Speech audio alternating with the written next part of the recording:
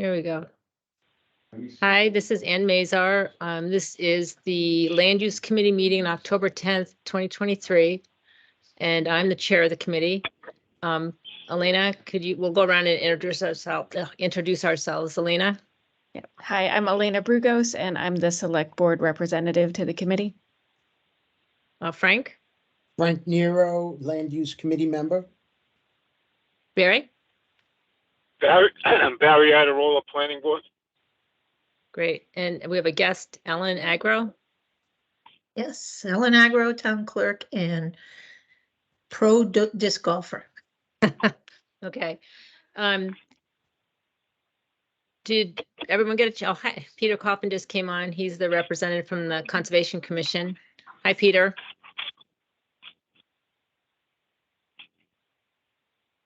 Can you hear us, Peter? He's muted. Yeah, you're muted.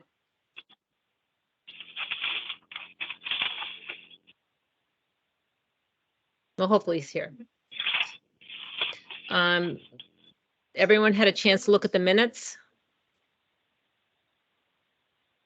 I'll make a motion, accept the minutes as written. Second. Okay. All those in favor? Aye. Barry, aye. And I. Right. Okay, Frank, aye. great. So the next item on the agenda is the disc golf course, and it's on the town meeting warrant. And it's for the design and the equipment of the course, because last time Ellen was gonna get us some quotes for the installation, but she can't really get quotes until she has the design. So anyways, so what she wants to bring to the town meeting is the disc golf course equipment and design. And this would be on Inman Hill Wildlife Conservation Area on Inman Hill. Ellen, do you want to talk about it at all, or? Sure. I did take a tour of Inman Hill with Dan at your suggestion, and I agree that it's really a very good location for a disc golf course. Lots of wooded area, probably areas that you probably want cleaned up anyway. And plenty of acreage. It is really quite beautiful up there, so it would be a nice hike in the woods. I have a quote which I've given to Anne and Community Preservation for $24,950. That includes all the equipment, the professional services of a pro disc golf course designer. He's also an active disc golfer right now. You can follow him throughout the world. But he works for this company now. And so his professional services, he will design the course and he sees the project through, but he doesn't do the site work. So this would be everything we need to get a course designed. And then after that, I would go out to bid for the site work, which is not clear cutting like you would see. It's not like a regular golf course where they would clear cut, make it all pretty and put grass down. You would leave the woods mostly as it is, get rid of saplings and underbrush. But you would leave the trees, most of the trees where they are. You don't even clear out the dead wood because that makes the course more interesting. So disc golf is in this area. There's a real need in the Blackstone Valley for an 18-hole course. The closest one we have, there is one at Daisy Fields in Franklin, also a public course that's free. And then there's another 18-hole course in Plainville, not free. But there are 9-hole courses around, but really people, when they play, they want to play 18. So instead of doing 2 rounds in a 9-hole course, this area is really hungry for one, really. There's nothing in northern Rhode Island. The closest one in Rhode Island was it was down in, I can't remember the name of the town. I drove down to it. It's where the Tulip Farm is, way down. So over an hour away.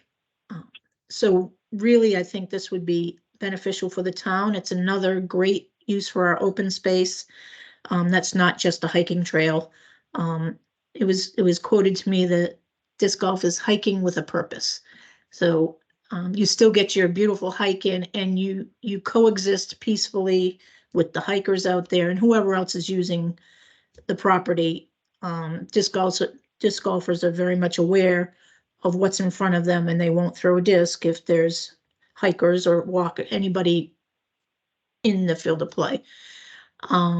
If you went to the one in Milford, you would understand that, I mean, that's right off the bike path. A lot of people consider the disc golf course an extension of the bike path, and they're hiking through there, they're walking through there. So you do coexist on these courses. And this company in particular, but all disc golf courses try to minimize the effect on the property, on nature. Nice thing about disc golf is everybody can do it I mean, I've seen little kids out there, and I'm not that young, and there are people older than me doing it and having fun doing it. Any questions? Yeah. Usually they're funny, sometimes they're dramatic, but they're all true stories. Any, So no? I'm just telling a story how he's last year. Get back to the first of that. I thought that the land use committee should vote on this because it is a use of the land at Inman Hill. I like it because it is an opportunity to get people outside and to exercise, to appreciate the open space. It's not, it doesn't disturb the open space. And it would be CPA funds that would pay for it, and Mendon definitely has enough CPA funds to do this, so.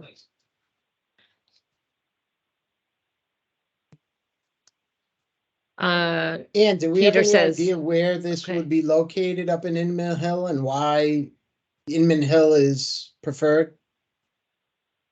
One reason Inman Hill was chosen is that it doesn't have a conservation restriction on it. And it already has trails and it has open fields. So it just is a really good site for this. It has some parking.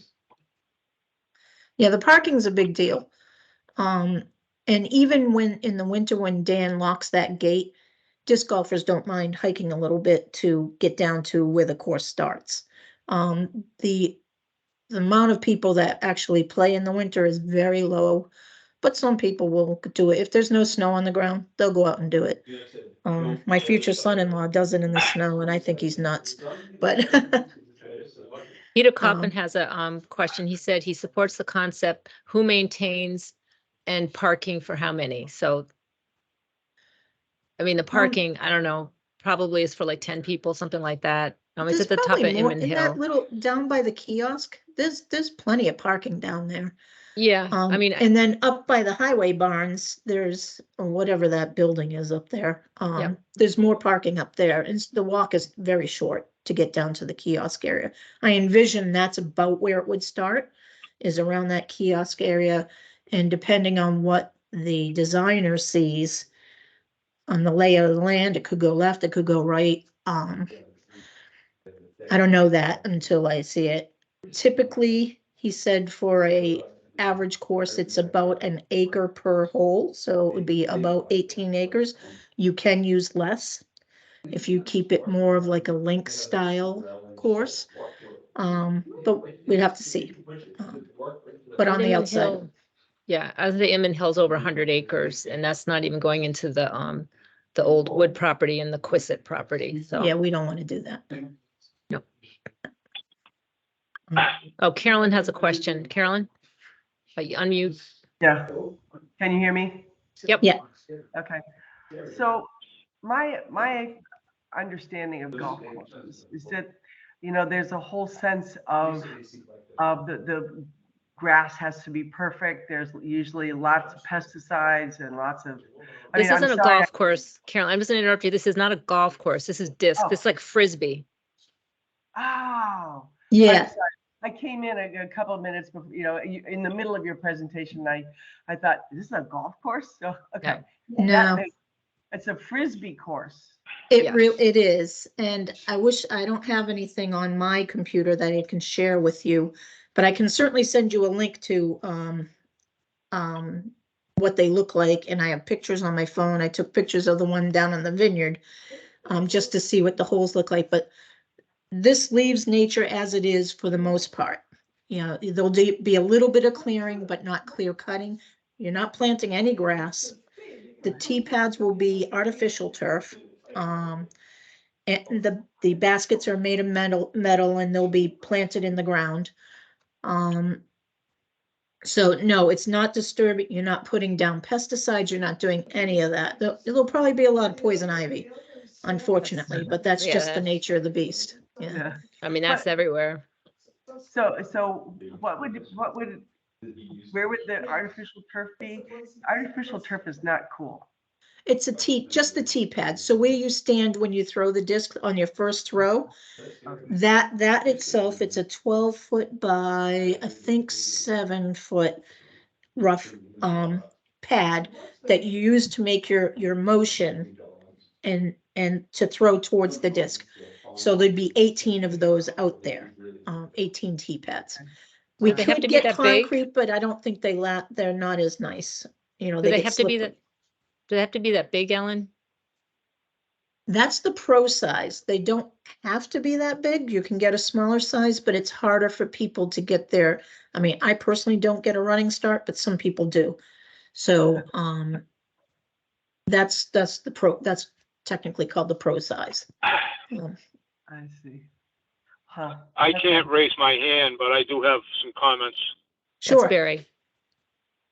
Okay, so when we had the CPC meeting and we discussed this, and there was various sites suggested, and Ellen was going to go out and check sites, different sites. I don't know if she did. Did you check other sites other than Inman Hill, Ellen, or just Inman Hill?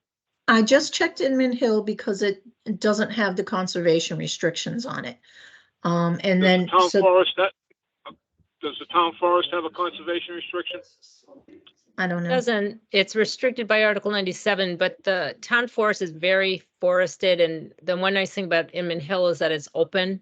So you can, you have more flexibility to work around the open fields and the trails that are there. When you say Inman Hill is open, the woods are open? Well, the fields on top, and the fields are like 50 Oh, so acres. So the fields that Peter Hawks is haying, you're going to have these artificial turf platforms that are, what were they, 7 by 12? You're going to have them out there in the field that he's haying? No, See, I have a You- problem with him. I have a problem with Inman Hill, which I stated at the CPC meeting. I think there's other town-owned properties that would be good for this. I don't have a problem with this. I just have a problem with it being on Inman Hill. You're not going to put it in the fields where Peter Hawks is haying. no. Nope. The brown fields he rotates. He hays those every couple of years. So that leaves the fields out. So that puts you in the woods. And the woods in Inman Hill are very rocky and hilly. That's actually desirable. So once again, why not the town forest? The town forest has all kinds of paths put in by. Is that a television or something in the background? Not mine. Well, it might be talking on. So people are talking over the meeting. Anyway, the town forest has all kinds of trails put in by the Mountain Bike Association. The only people using the town forest other than hikers are mountain bikers. You don't have hunters in there because of the mountain bikers. So the setup in there, I don't believe there's a conservation restriction on the town forest. I don't know what Chapter 91 is, but I sent out a link to an article that showed that the EPA in another state. I understand it's another state, but I haven't investigated Massachusetts. Made a town take out their disc golf course because it wasn't considered passive recreation. Now, I do understand that Massachusetts EPA states that passive recreation is something that doesn't have any design or any type of build for a purpose. I'd have to investigate it further, but that to me has to do with these tee boxes, as they're called. the 7 by 12 platforms, or even if they're smaller, 4 by 8, with artificial turf on them. That's a design build.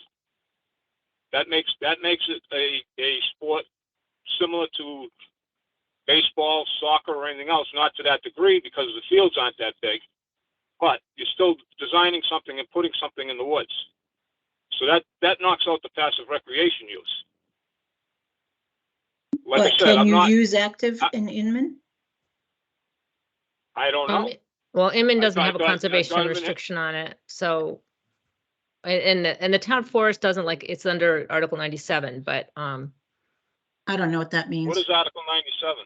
it's like if you, it's like protected by the state automatically, but it doesn't have a conservation restriction on it. I don't know if there's, specific restrictions, but it can't be developed. Well, like I said, I don't think this was investigated enough. We're just deciding that it's going to go on Inman Hill, and we're gonna place it up there, and like I said, I mean, there's a lot of hunting going on Inman Hill, a lot of hunting, and now you're putting people out there running around with discs all during the hunting season, and it's going to conflict with the hunters.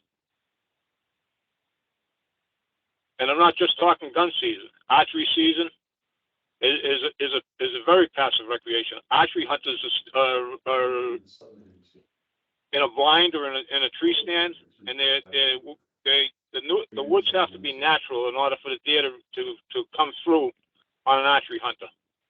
You can't have people running around in there stirring up the deer. The deer are going to be on edge. It's going to destroy the hunting.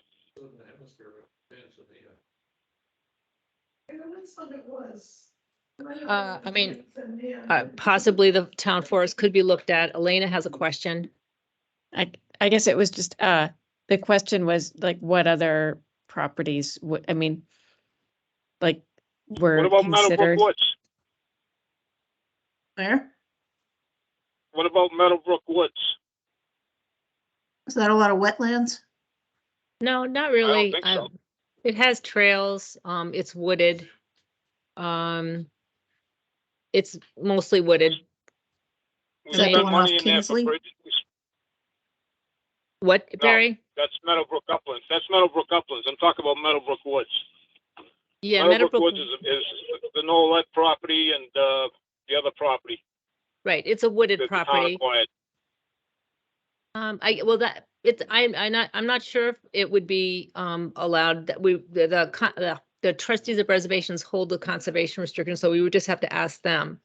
But other properties Like probably a- could be explored.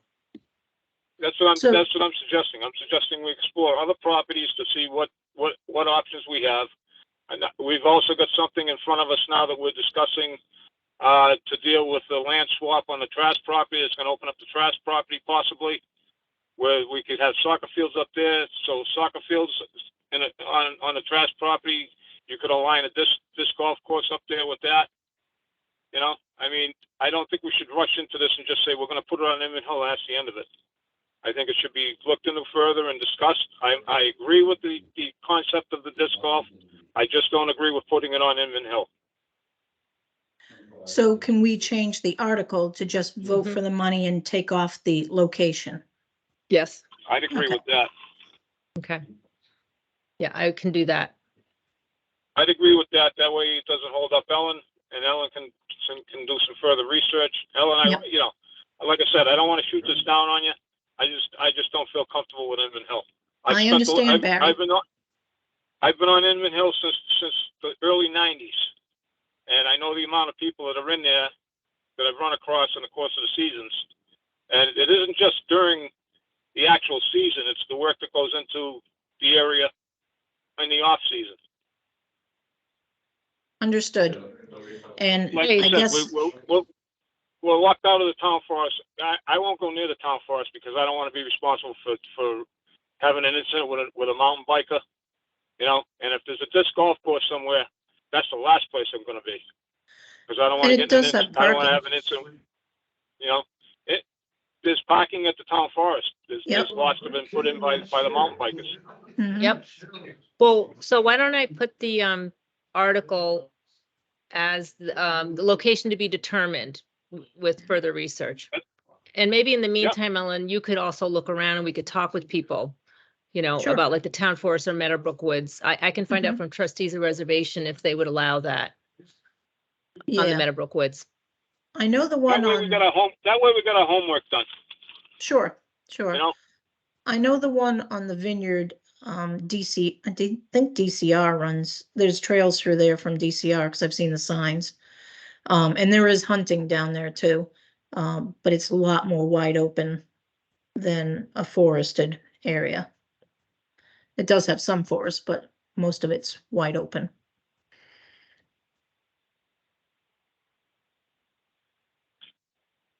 Like I said, I don't want to be negative on the thing. I would like to see it come to fruition. I just have a problem with the area. Sure.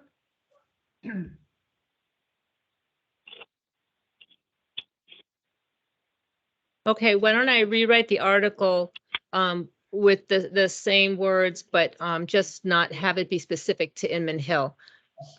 Carolyn, do you have a question or is that the old handout? No, I do have a question. Okay, Is what amount of money are we talking about? The equipment and the professional services to design the course for an 18-hole course is $24,950. I don't have any idea what the site work would be until we get a design and I get quotes for that. We were estimating 35 to 40,000, something like that, but that might be very high. On top of the 25? Yeah, that Wow. would be the work, that would be, you know, some company coming and clearing trees or clearing the saplings and whatever to make the walkways, you know, and installation. Okay, thank you. You're welcome. I know Peter has a question in the chat. I asked that question. The maintaining? Yes. Mhm. Okay, And the parking, so. Yeah. Would someone like to make a motion then for that article of the design and the equipment of the disc golf without a specific location? I just have a question, and Okay. Ellen, will they be able to perform the services of design without knowing its location? well, I will have to pick a location at some point, but I could, you know, I'm gonna have to just tell, you know, look at a location, maybe come back to you guys or to present which location I think would probably be best, although he's probably better at that than I am. I've been in the town forest before, I've been up a few of those trails. I know it crosses into Millville a little bit too, right? Up there, like where the tower is. No, yeah, no, it's all in Mendon really, but I It mean, is. it's kind of open woods, so it could work possibly. It could work there. I do believe that could work there if there's not too many restrictions. Mountain bikers, we deal with those already, so that's not really that big a deal to me. I do I like the don't know- parking aspect there. You know, they have Yeah, a nice parking lot. It's a good That's parking nice. lot, right? And Meadowbrook Woods, I don't even know where that is. I know where the uplands are off Kinsley, and I would not recommend that. There's no parking. No, I wouldn't either. Meadowbrook wouldn't Woods either. doesn't, yeah, Meadowbrook Woods doesn't really have much parking unless we coordinated with Uxbridge and had it in the trustees' property and Meadowbrook Woods, but So is it connected to Cormier? yes. Mhm. Oh, okay, all Yeah. right. Yeah, all right. I think I don't like the think it town would take forest much. I better. don't think it would take, at the gate on one of the properties, there's a chain gate there. I don't think it would take much to develop a parking lot there because everything has been clear cut and leveled already. Mhm. Before they put the chain across, people used to park the cars in there to go hiking in there. So Yeah, even with the chain to right develop now. a parking area, yeah, to develop a parking area, I don't think it would take much. Yeah, But that's okay, just an option. yeah. You know, it's just something to look at. You know. No, it's good. That's valid. And I've been in the town forest. I know that probably is a very suitable site. And it doesn't matter if it's rocky or different elevations, that's desirable. I mean, really, you take the location as it is. So there's a Mendon Town Forest Committee, so we should bring this to them. They're still active? Somewhat. So, okay, Some individuals are, yes. yeah, okay. Yeah. Right. All right, So what do people want to do? Oh. I think that with the mountain bikers there being that active, you know, it has the activity, the usage Mhm. activity there. You know, that's why I suggested it. sure. Okay, And mountain bikers also like the disc golf, so it's kind of a cross section there. so would we like to make a motion on this or not?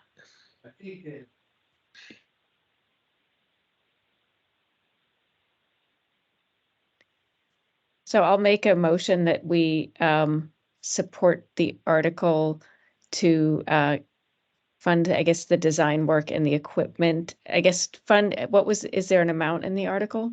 $24,950. Okay, so that amount, so that we support it to have the disc golf course at some as to be determined location in Mendon. Is that enough? I think so. And I think that Ellen would come back to us also to talk with us, so it's not like this would be the end. But Right. does someone want to second that?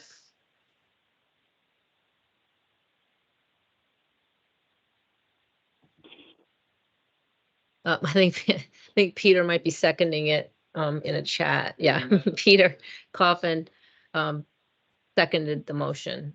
All right. Any more discussion? All right. All those in favor, and why don't we do an individual? Well, all those in favor? Aye. You want names? You want roll call? Sure, sure. Sure. Elena Brugos, aye. Okay. Peter Coffin is an aye. Frank, Aye. Barry, I okay, and I'm Ann, aye. Okay. So we'll probably see you again, Ellen, then. Yeah, that's fine. It's fine. I love talking about it. Had my best round ever the other day. I'm still riding that high. I just wanted to, as a note, when you do remote meetings, all your votes should be roll call when you're Okay. doing remote. All right, Just the town clerk and me. yes, okay, we Um, will do that. well, thank you very much for listening. And Barry, thank you for the input. I think it's valuable. not a problem. And, Thank you, Alan. all right, have a good night. Thanks, bye-bye. Yep, good night. Bye. All right, the other item that I wanted to talk about that's going to be on the town meeting warrant is the Vandersloot Park property, which we talked about last, at the last meeting.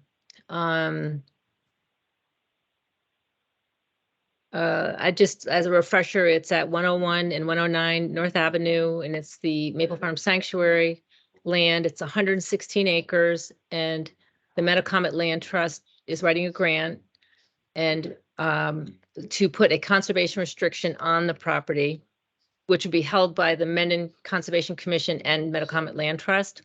And the funding is contingent on whether or not we get the grant. The amount that the town would have to put in towards the conservation restriction would be $225,000. The value of the conservation restriction is 1.65 million. You know, it's an iconic property. The town would have access, the public would have access on the back trails, the agricultural fields they want to keep, you know, agricultural and open. The property connects to two other open space properties where trails could connect. And I think since last meeting, I've been to the back part. I mean, as iconic and beautiful it is from the road, the back is absolutely gorgeous. There's like a farm pond. There's Muddy Brook running through it. It's, you know, you go down a hill, so you don't even hear like the traffic from North Avenue, and you really feel like you're in Vermont or something, because you go by like, you know, cow pastures, and it's just beautiful. So I I'd like this committee to make a motion on it. The one thing that we talked about also, though, the one thing that would not be allowed on it is hunting. They do want to have, it's close to Misco School, so they do want to have students come and visit, as, part of like science classes or whatever. They're very open to that. Are there questions or comments that people want to make? And this is Frank. At the last meeting, we had talked about the potential for precedent that this might set for the exclusion of hunters from town restricted or deed restricted land. And that's a concern, that we eliminate or restrict town members' use of the land if they wanted to. So my concern is that this would set a precedent for other either donations or deed restrictions or even town-owned land. And, that is my concern. I agree. I think the land is fantastic. It should be preserved. I know the Flint Vanderslooses never allowed hunting on their property before. But now we almost create a precedent that we're willing to accept it at the exclusion of others. And however you might feel about hunting, it is a passive recreation that, a lot of taxpayers enjoy. So that would be my concern about the proposal. I would say one thing that's a little bit different about this property is the Vanderslooses will still own the property. We're buying the development rights. And they're giving public access to the property. And every other property that we preserved allows hunting, every single one. So I don't think it would set a precedent. This is just an unusual situation where the landowners don't allow hunting and they don't want to in the future. So I think it's a little bit different, but that's my opinion. Carolyn, you're on mute. Thanks. I think this is a really great arrangement. It is lovely that the open space would truly be preserved and that it connects to other locations, other trails and things like that. It is an iconic area for the town, and it would be really a shame if we just let this go by and we have another development that comes in with lots of houses. I think, this is a great use of $250,000 for we get a lot of bang for our buck.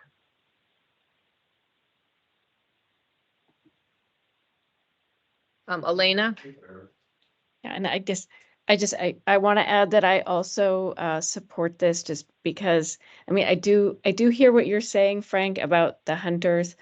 But I think because so many of the other properties allow hunting, I think, I see what you're saying, but I think Anne's point is good. This is an unusual situation that it's the land is owned by, people who are currently not allowing hunting. And so it will not be a change in that. And it could be that there is some future donor might want to restrict the use of their land if they donate it, but I feel like it would be a loss to pass up this opportunity to preserve this beautiful open space, to preserve the habitat and the watershed area.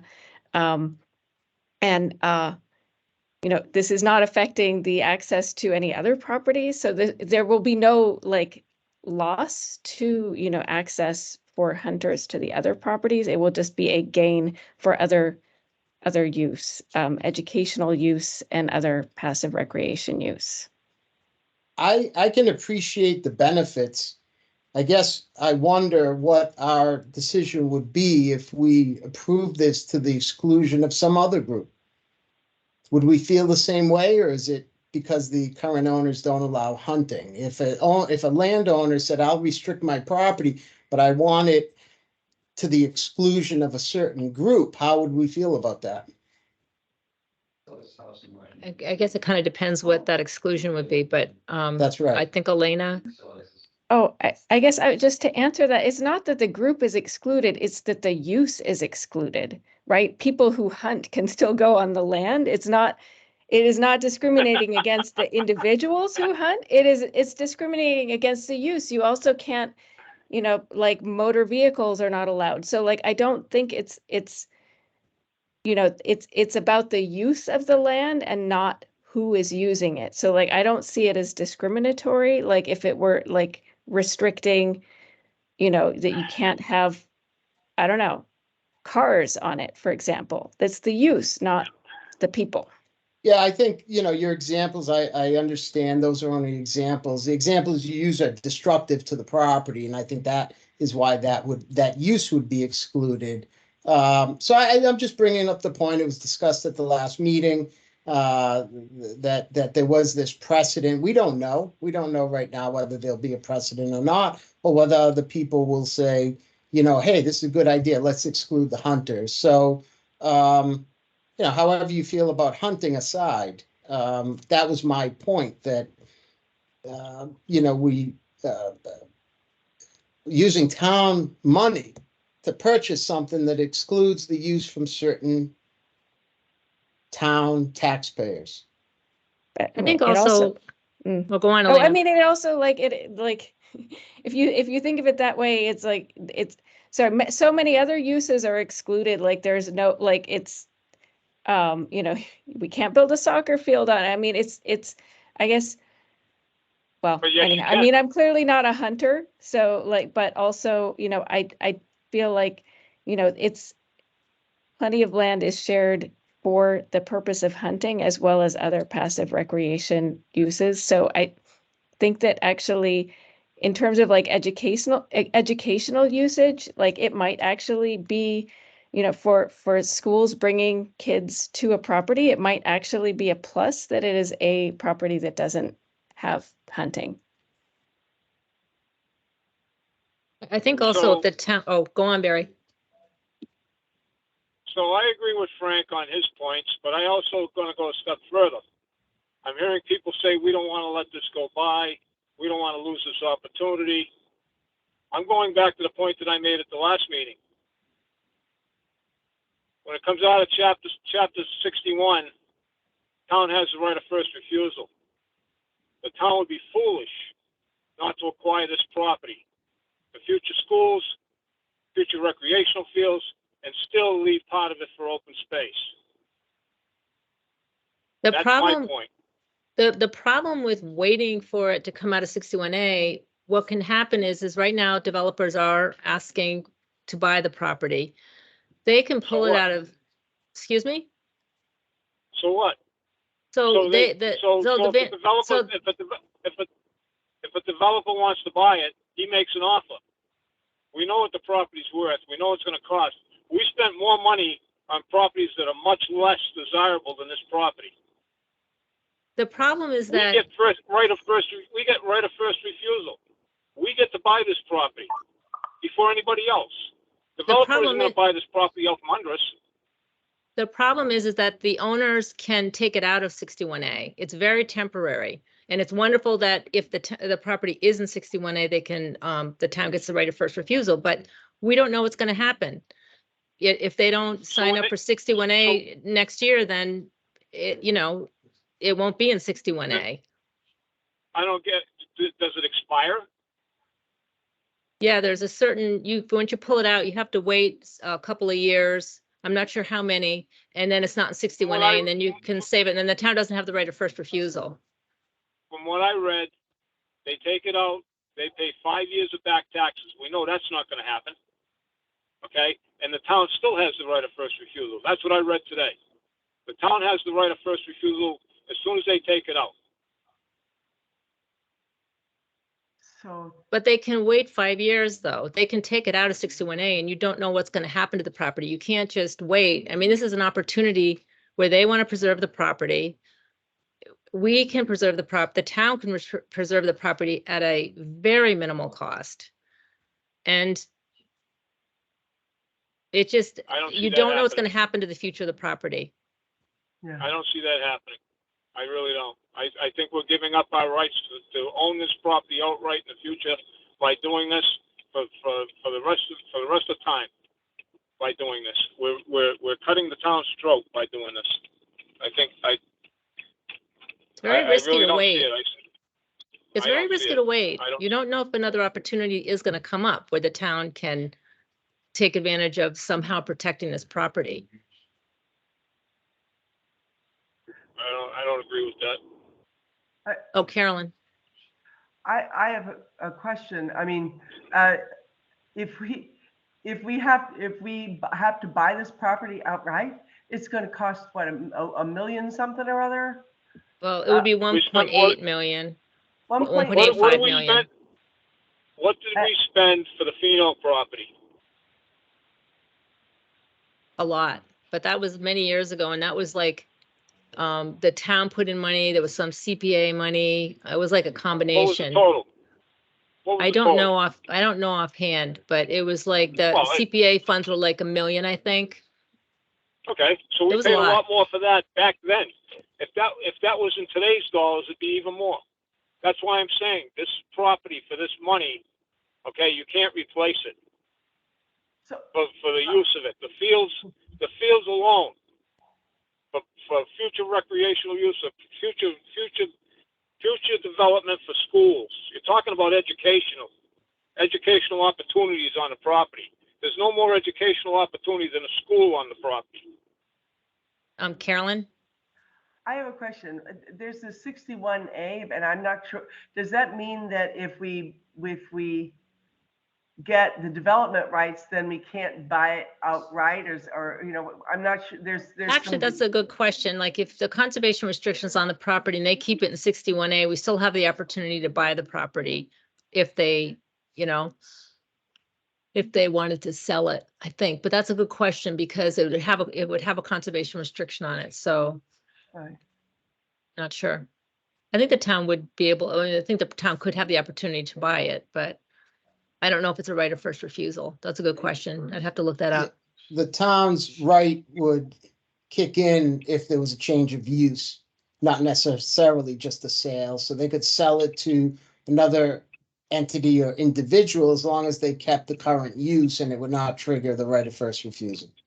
Yeah, I would say probably once the conservation restriction is on it, then the town wouldn't have the right of first refusal. They could buy it, if that's, what the owner wanted, and at that point, it would be yes for a lot less money. Yeah. So, I mean, the intentions of the owners, they don't want it to develop. They don't want to develop the property, They don't have a lot of money. And so you don't know what's going to happen. And this, I think, is a very good situation. We don't know. We have no idea what their heirs are going to do later on down the line. They don't have idea at all. children. Yeah, they don't have No, but they have children. they have someone they're going to leave the property to. Do you know? I don't know. I don't know what their personal situation is. And who the property might go to. And whoever the property might go to, they might not have the same values as the Vanderslooses, and then, they would get out of 61A and sell it and make a lot of money. Peter Coffin sent a text and he said at 8 times the cost, which I think meaning that to buy the property will cost 8 times as much, whereas if we buy the conservation restriction, it's 1/8 of that. Yeah, and you get nothing for it. Well, you do get something for At it. Your eight times the cost, you're getting the ability to have 100 acres. But you're also taking a risk of losing the opportunity to do any kind of preservation because you don't know what's going to happen to the property in the future. It could get sold for development. It could be pulled out of 61A. So there's no guarantee at all. And what you're getting out of this is passive recreation, preserving a historic farm, preserving agricultural fields, the Muddy Brook watershed, which is really important for our aquifers, our wells. It's good for resiliency. I mean, there's a lot of things that it's important for. Education. Education.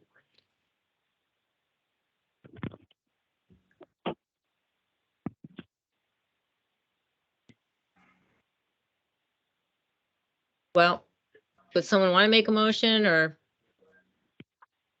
I, I don't Well- think you can make a motion because we have No. all the members here, so it'd have to be a member.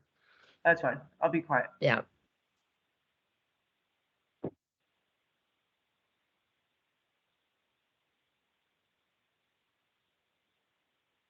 Oh, you're on mute, Elena. Sorry. Okay, I'll make a motion to support purchasing the conservation restriction on 101 and 109 North Avenue using CPA funds.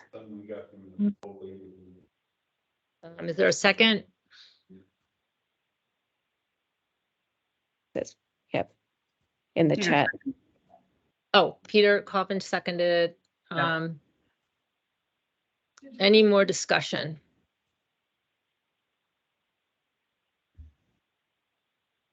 All right, so I guess we'll do a roll call vote. Elena, So Elena, I. Frank, Aye.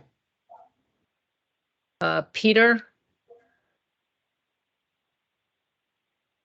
Aye. Oh, he says aye. Barry, No.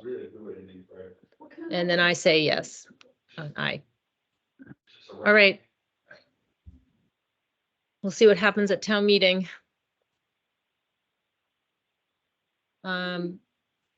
The next item is, I had said that we were gonna do sort of a public hearing on the open space and recreation plan, action plan, but this date didn't work out, and so now we are going to do it on November 13th, which is the Monday.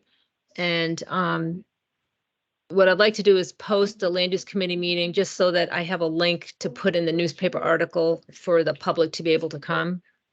And then we could hold our land use committee meeting after that, if that was a good night for people. So I don't know if this is Monday, November 13th, a good night for the land use committee also. I could hold it on the normal meeting night, which would be November 14th.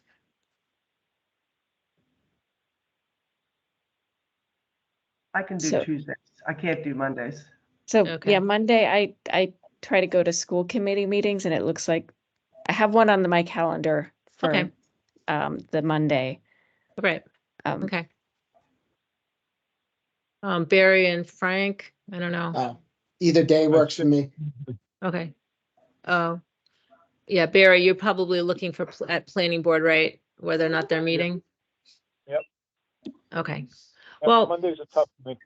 okay, you know what? If I post, what I could do is just post 2 land use committee meetings. And we could have the regular Tuesday, or I'll have Dan post a parks meeting for Monday night. But anyways, I will send you information on it. I'm sorry, I missed why Monday though in particular. Oh, because we're trying to figure out a time when the parks people can come and Oh, when the okay. calendar's open, and we have to get something in the newspaper. And so we have to wait until it can be in the newspaper. So it's like the one last thing we have to do to get the open space and recreation plan approved by the state. Okay. So, And Tuesday is bad for the parks people? Is Yeah. that okay? Yeah. Got it. Yeah. All right.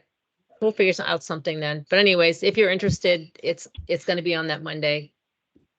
I don't really have anything else. Does anybody else have an item they want to talk about? Or questions on past items we talked about? I do. Okay, I just want to give you an update on the community aggregation that I did. Thank you very much for approving the letter to the legislature to support the bill that is would make changes to the green aggregation. I appreciate your doing that. We got it in on time, and the same is true for the, there's a hearing on the here's a hearing on this. Anyway, let me just back up and say there is a hearing in the State House, and it's Thursday, and it's going to be on aggregation. So if you're welcome to go to the State House and hear about it, you can submit comments either in writing or in person. And also, thank you very much. I'm sorry. I thank you all for supporting the aggregation bill. The select board voted it. I'm sorry. I'm conflating two different groups here. The select board did vote to approve it, and so that letter went off to the State House, and the green aggregation DPU comments were also voted on by the select board, and they went to the DPU. So I guess when you find out what the, if they end up passing legislation, let us know that. Hopefully they will. Well, I think that probably the legislation will, I don't know how long the DPU process is going to be to approve these new guidelines. But the legislation is a backup if whatever the DPU decides on how to change the guidelines. So that is a potential way to make sure that the local control is still available to towns. And so that it's not tremendously prescribed by the DPU, and towns have more control about how they can set up aggregation for their towns. So I'm not making very much sense. I'm sorry. There are two things going on here. Yep. One is a letter going to the legislature to support legislation, and they're giving comments to the legislature about that. The other one is the DPU comments that were due either October 6th or will be due on November 6th. That's an opportunity to make replies or still submit initial comments. So it's all been put in, it's all been moving forward, and we'll see exactly how the state plays it out with DPU. Thank you for coordinating this so that we could get the select board to sign the letters and comments. Yep. Yeah, I really appreciated their efforts. Mm-hmm. Thank you, Carolyn. You're welcome.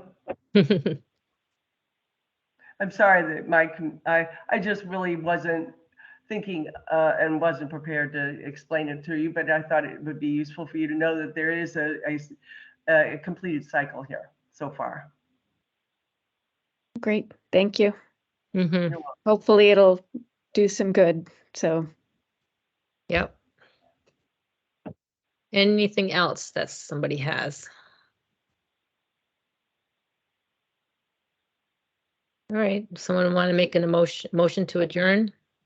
Motion to adjourn. Second, All those in favor? Aye. aye. I Barry, don't aye. think when, yeah, Yeah, Elena, aye. yeah, okay. All right. Remember what Ellen said. What'd you say, Barry? Remember what Ellen said. Roll call Yep. votes. Yep. All right. I think Peter's typing in aye. So, Oh, that's an aye. Okay. all right. I think we got everyone. All right, good night. All right. Thank you, guys. Thanks, Good guys. night. Yep. Bye-bye. Thank you, Mom. Bye-bye.